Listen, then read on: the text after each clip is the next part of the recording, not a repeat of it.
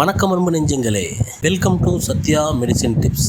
இன்றைக்கி நம்ம சேனலில் முகப்பரு மற்றும் கருப்பு மற்றும் வெள்ளை தழும்புகளுடன் முகத்தில் தோன்றும் கொப்பளங்களுக்கான ஒரு மருந்து பற்றி பார்ப்போம். இந்த மருந்து எப்படி வேலை செய்யுது, முகப்பரு மற்றும் கரும்புள்ளிகளை எப்படி இது திறம்பட குணப்படுத்துது, மருத்துவர்கள் ஏன் இதை விரும்பி பரிந்துரை பண்ணுறாங்க, பருவத்தில் வரும் அனைத்து முகப்பருக்களுக்கும் இந்த மருந்து வேலை செய்யுமா அப்படின்றத தெளிவாக இந்த வீடியோவில் பார்ப்போம். வீடியோவை ஸ்கிப் பண்ணாமல் பாருங்கள், அப்போ தான் இந்த மருந்து பற்றின முழு தகவல் உங்களுக்கு தெரிய வரும். மேலும் நம்ம சேனலை சப்ஸ்கிரைப் பண்ணாதவங்க சப்ஸ்கிரைப் பண்ணிக்கோங்க, அப்போ தான் நம்ம போடுற எல்லா தகவல்களும் உடனடியாக உங்களை வாங்க இப்போ வீடியோக்குள்ளே போகலாம். இன்றைக்கி நம்ம பார்க்க போகிற முகப்பொரு மற்றும் கரும்புள்ளிகளுக்கான மருந்தின் பேர் அக்னே ஜெல். இந்த அக்னே ஜெல் பார்த்தீங்கன்னா மெட்மனார் ஆர்கானிக்ஸ் அப்படின்ற கம்பெனியால் தயாரித்து மார்க்கெட்டிங் பண்ணப்படுது. இந்த மருந்தில் என்ன காம்பினேஷன் இருக்குது அப்படின்னு பார்த்தோம்னா, கிளிண்டாமைசின் 1% இருக்குது மற்றும் நிக்கோட்டினமைடு அப்படின்னு சொல்லக்கூடிய நியாசினமைடு 4% இருக்குது. இதில் கிளிண்டாமைசின் அப்படின்றது ஆன்டிபயாட்டிக் வகையை சார்ந்த மருந்தாகும். நிக்கோட்டினமைடு அப்படின்றது விட்டமின் B3யோட டெரிவேட்டிவ் ஆகும், அதாவது பி காம்ப்ளெக்ஸ் சத்து ஆகும். இந்த அக்னே ஜெல்லு எப்படிலாம் பயன்படுது அப்படின்னு பார்த்தோம்னா, முக்கியமாக முகப்பொரு மற்றும் வெள்ளை கொப்புளங்களுக்கு மருத்துவர்கள் இதை பெருமளவில் பயன்படுத்துகிறாங்க.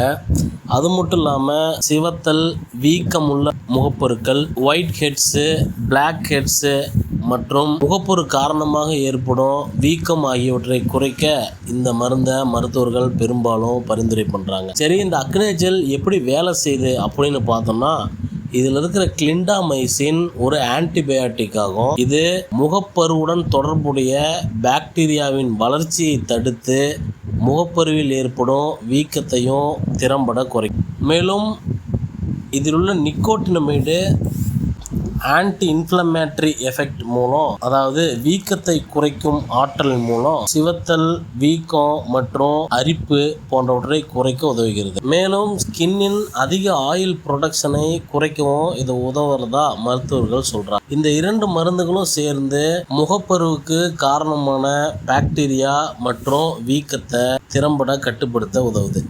சரி, இந்த அக்னே ஜெல்லோட சைடு எஃபெக்ட்ஸ் என்ன அப்படின்னு பார்த்தோம்னா, வெகு சிலருக்கு தோல் வறண்டு போதல், redness, itching, burning sensation, skin irritation இருக்கலாம் அப்படின்னு சொல்கிறாங்க. இதில் முக்கியமாக கவனிக்க வேண்டியது என்ன அப்படின்னு பார்த்தோம்னா, கிளிண்டாமைசின் அப்படின்றது ஒரு ஆன்டிபயாட்டிக் ஆகும். இது இந்த மருந்தில் இருக்கிறனால நீண்ட காலமாக மருத்துவர் ஆலோசனை இல்லாமல் பயன்படுத்துவது ரொம்ப தவறானது. அவ்வாறு பயன்படுத்தும் போது ஆன்டிபயாட்டிக் ரெசிஸ்டன்ஸ் ஏற்படும் வாய்ப்பு உண்டு. அதனால் மறுபடியும் ஆன்டிபயாட்டிக் எடுக்கும்போது வேலை செய்யாமல் போகிறதுக்கு வாய்ப்பு இருக்குது. அதனால் மருத்துவர்களோட பரிந்துரையோட மட்டும்தான் பயன்படுத்தணும். சரி, இந்த மருந்தை எப்படி பயன்படுத்தணும் அப்படின்னு பார்த்தீங்கன்னா, மருத்துவர்கள் எப்படி சொல்கிறாங்களோ அதுபடி பயன்படுத்தணும். முகப்பருவுக்கோ இல்லை கொப்பளங்களுக்கோ இந்த மருந்து அப்ளை பண்ணுறதுக்கு முன்னாடி நல்லா க்ளீனாக ட்ரையாக ஸ்கின் இருக்கிற மாதிரி பார்த்துக்கணும். அதுக்கு முகப்பொரு அல்லது கொப்பளத்தின் மேலே லேசான லேயர் மாதிரி இந்த மருந்தை அப்ளை பண்ணணும். கண்கள், உதடுகள் மற்றும் காயமுள்ள தோலில் படாமல் பார்த்துக்கணும். இது ரொம்ப அதிகமாக போட்டால் வேகமாக வேலை செய்யும் அப்படின்ற எண்ணம் தவறானது. அதிக அளவில் பயன்படுத்தினா இரிட்டேஷன் அதிகரிக்கிறதுக்கு வாய்ப்பு இருக்குது. இது மட்டும் இல்லாமல் ப்ரெக்னன்சி அல்லது தாய்ப்பால் கொடுக்கும் தாய்மார்கள் அதிக அளவிலான முகப்பொரு அல்லது நீண்ட நாட்களாக முகப்பொரு இருந்தால் தோல் மருத்துவரோட ஆலோசனையுடன் மட்டுமே இதை பயன்படுத்தணும் அப்படின்றது அறிவுறுத்தலாக இருக்குது. சரிங்க நண்பர்களே, இந்த அக்னே ஜெல்லு எப்படி முகப்பொரு மற்றும் கொப்புளங்களை சரி செய்யுது அப்படின்றத தெளிவாக பார்த்தோம்.